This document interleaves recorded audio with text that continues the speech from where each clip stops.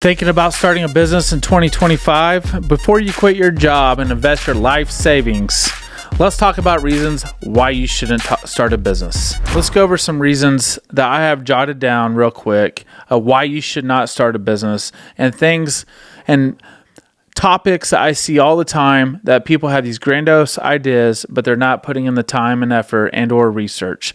So let's talk about the number one reason why people don't start the business is economic uncertainty. With global, everybody at war and China this and Ukraine this and new presidents coming in with a 2024 election year and a new one coming in or a new one starting in 2025. The economic uncertainty can play a role. Having that unease feeling, is this the right time? Is this the right business? What happens if this happens? What happens if we get in a war? What happens if he raises interest rates? There's so many economic uncertainties that you cannot freaking calculate, folks. So before you go in there and invest that life savings and you have this grandiose idea and you want to go all in, these are some reasons you need to think about before starting a business. Another one is high competition. Don't think that you're something special and you can go into the same market and do the same thing if you have too much competition in one marketplace. It makes it very difficult to be successful. So in our case, we're in the portable restroom, roll-off dumpster, temporary fencing business in Tulsa, Oklahoma, and we had a lot of competition. How do we overcome it? Well, we had to make acquisitions. We had to have enough money to eliminate some competition. So don't think that you're going to jump into a territory with high competition and you're just going to take over overnight. You can only do that if you're coming up with some technology or platform like Facebook or Amazon, and they even didn't do it overnight because those guys are going to try to take you out. So another thing to take in consideration is this thing called inflation, which creates rising cost. So a lot of people don't take in consideration when they build these big old fancy business plans and they project in 3 years out and they're not factoring in the things that they're rising in cost, right? We had this thing called COVID. Everybody experienced that. Employees went from making $12 to $15 an hour. And now we can't even find one for 18 to 20. So the rising cost can impact your business greatly. So take in the rising costs and inflation and how that is going to impact your business, and at the end of the day, how it's going to impact your bottom line. Lack of passion and expertise. I see this all the time. People start a business because of money. They think they're going to make all this money, right? But they're not passionate about it. And let me tell you, folks, from being experienced, I can walk into a business that a kid inherited, a wife's husband died, and they're trying to get rid of it, and they're just not passionate about it. And if you're not passionate about it, you're usually not going to be an expert in it because you're not going to sit at home and dork out on it and learn it and be the best at it. So for me, I was passionate about, I had a different reason. I was passionate about supporting my family. So for me, I dorked out on portable restrooms. I was focused on one thing. I knew everything about portable restrooms. And then later on, I branched out in shipping containers and then dumpsters and I added all these vertical markets. But I just continue to be competitive. I continue to share that passion. I continue to develop an expertise, and therefore I became successful. Work-life balance. I hear all the time that, I'm going to start a business because my work-life balance is going to be so much better. Folks, that's just the dumbest damn thing I've ever heard in my life. If you start your business, your work-life balance is going to be not in your favor. You are going to be working your ass off. You're going to be working all the time and stressed out. And if you think that you're going to start a business and you're going to work 10 hours a day, and you hear all these YouTubers all the time that I'm working 30 hours a month and I'm working 10 hours a month and I'm working 2 hours a week, they're full of shit. And most of them, they're not making any money. So your work-life balance, starting a business, is going to take a lot of family sacrifice. It's going to take a lot of financial uncertainty. And it's just going to require a lot of your time that you normally spend at the gym or at one of your hobbies, etc. So your work-life balance is going to be way out of whack for a period of time until you put systems and the right people in place to help take off some of the load. Let's talk about another one that's people do not take in consideration. Regulatory challenges. I'm in the multifamily business. I'm also in the trash business and the waste business from sanitation. All those businesses and most businesses in general have either some type of regulatory challenge.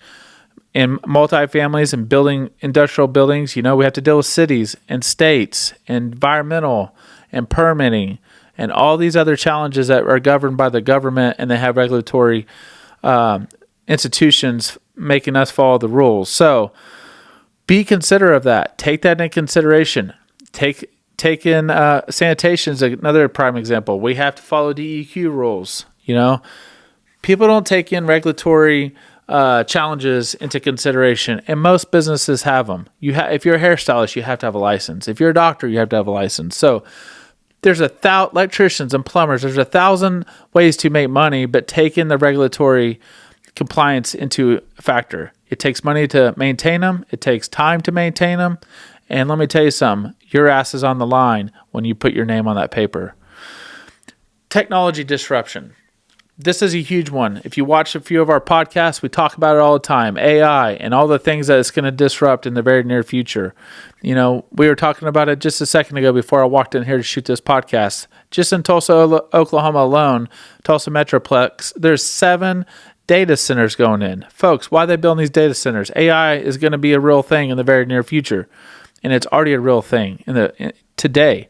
So when you are starting a business, think 3, 4, 5, 6 years in advance and figure out how you're going to fail. Is there some technology that can wipe you out? And if there is, you might really want to think twice about it, because it's coming your way and people have the capital. Usually large companies have the capital to invest in this, and they're trying to figure out ways they can do more with less and increase their margins. So be cognizant of these technology disruption. There's rapid advancements and all different types of things.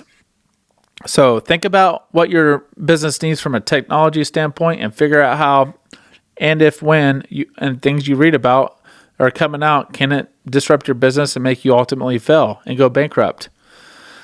Lack of funding. This is probably the most important one. You can have the most passion in the world and you can be inflation resistant.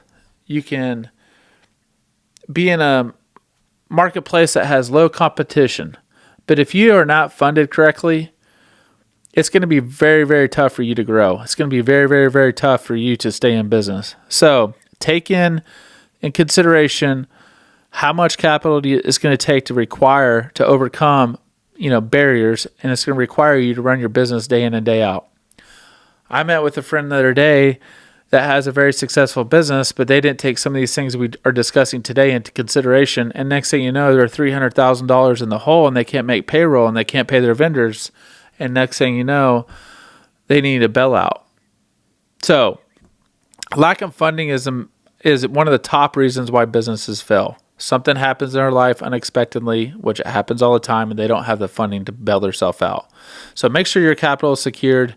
Make sure you're doing the right things on your behalf and securing enough capital. Make sure you're putting a I don't fucking know portion of your balance sheet, or not your balance sheet, but your business plan, and maybe put 10, 15% in there. And if you can still overcome that, maybe go forward with it. Risk of failure. The majority of startups just don't make it. And they don't make it because of all the things that we just discussed today. The cards are stacked against you when you start a business. Don't let anybody tell you that starting this business and entrepreneur thing is easy. It's the hardest damn thing I've ever done in my life.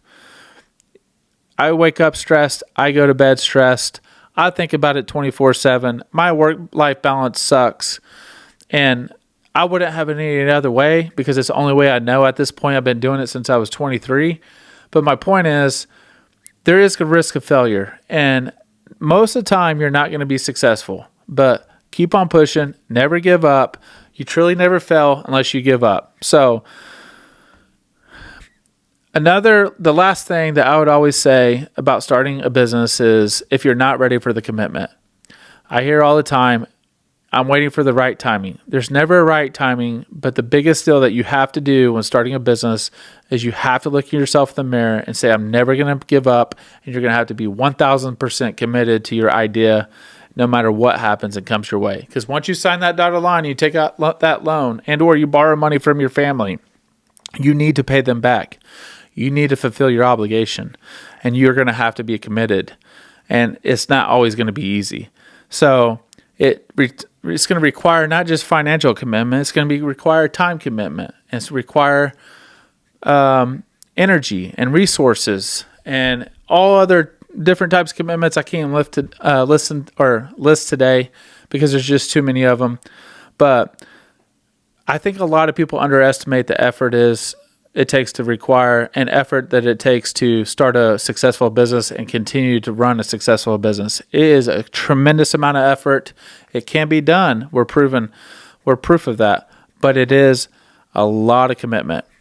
I'm sitting in front of you today and I have overcome many of challenges, and I'm a proven success story of how a small town kid in Oklahoma that has fully been committed, that was underfunded, and all the things I said on here, onto the podcast today, that I have overcome and been successful. And let me tell you, folks, if you can overcome those things and you go all in, life can change drastically in a positive way. For me, when I interview people that come to me with business ideas, I try to stump them. I try to figure out ways that they're going to fail. I try to figure out if they're committed. I try to figure out if they're going to put their own money on the line. I try to figure out if they've done their research and know their competition in their area. I try to figure out what their true cost, if they know their true cost of what their startup is. I listen to them and I have discussions with them, and I figure out if they have a passion, if they're expertise on this, or they're just trying to figure out a quick bailout and make a quick buck. I try to figure out if they're willing to sacrifice their work-life balance, maybe not go to the gym as much, maybe not have those weekends off and those weekend vacations, or go to the movies on Saturday. They're going to have to be willing to miss, some of their kids' basketball games and football games or extracurricular activities. I try to figure out if they've done the research on their challenges as far as regulatory compliance and government agencies and stuff that's going to take you down. I also, ask questions of what technology you're going to use. I try to poke holes in their system which way I possibly can to see if they're going to fail, because it does not do me any good to fail in a failure person. That's lazy. So starting a business, folks, be prepared. It's a life commitment. It's a commitment of all things. If you have a significant other, they have to be just as committed to you, because you're going to be home late and you're going to leave early, and they're going to have to cut back and sacrifice with you for a period of time. So, although we kind of were negative today, I wanted a lot of people sugarcoat it, and they don't talk about the real issues of starting a business, and they only show the glamour side of it. There is a lot of glamour to it, but there is also a lot of negative to it too. So, be prepared. You can do it. It's an American dream to start a business. Many people move here for that reason and that reason alone. And let me tell you something. If you have done the research and you are committed and you're willing to risk it all, go for it.